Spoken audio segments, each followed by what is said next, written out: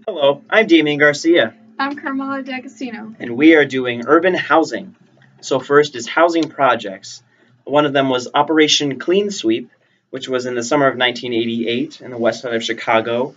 They built a 13-story public housing project, which then turned into a war zone where police came in and sealed off all the entrances and exits, and there were systematic door to door searches for drugs, weapons, and more.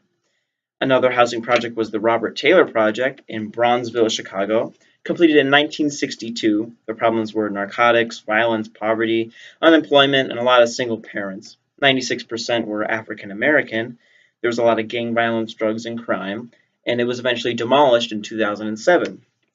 Last is Cabrini Green, built in 1942, also had a lot of poverty and crime, and it was situated in an affluent part of the city between two wealthy streets. There was a lot of electricity malfunction, a lot of plumbing errors that were not repaired. And near the end of its time, before it was demolished in 2011, there was a lot of vandalism as well. Next up, we got our many different types of housing in Chicago. So we got the bungalows, the frame flats, the Chicago Greystone, and the courtyard buildings, and the worker cottages. Now, for the bungalows, there are over 100,000 built in the Chicago area. They were built between 1910 and 1940, and the frame two flat built between 1900 and 1920. The first floor had the owner, and then the second floor had the rental space. Now, for the Chicago Greystone, there was built between 1890 to 1930 single family homes and multi-family buildings. And then for the courtyard, they were built between 1910 and 1930. They were very similar to housing projects, but they're sort of like the nicer version. And then for worker cottage, built between 1830 and the beginning of the 1900s. And at first they were built out of wood before the Chicago fire.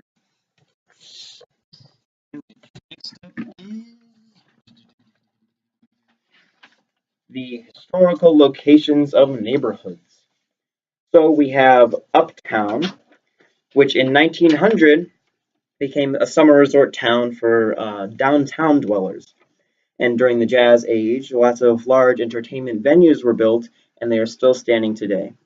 Now, in the Lower West Side, in the late 1800s, it was a city called Pilsen. It was inhabited by the Czech immigrants, and nowadays there's been an increase in Hispanics from the 50s and the 60s, and then Latinos, and then Mexican-born people in the 80s.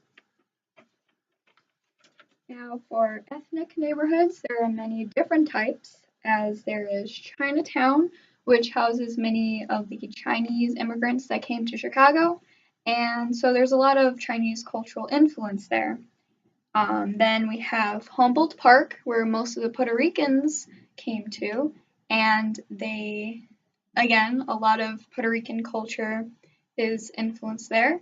And then in Little Italy, a lot of Italian immigrants moved there, and not a whole lot of Italians live there currently, but originally there was a lot of Italian culture influencing that area. And then Lincoln Square, originally a lot of German immigrants migrated there, and now it is a multicultural space. Thank you very much.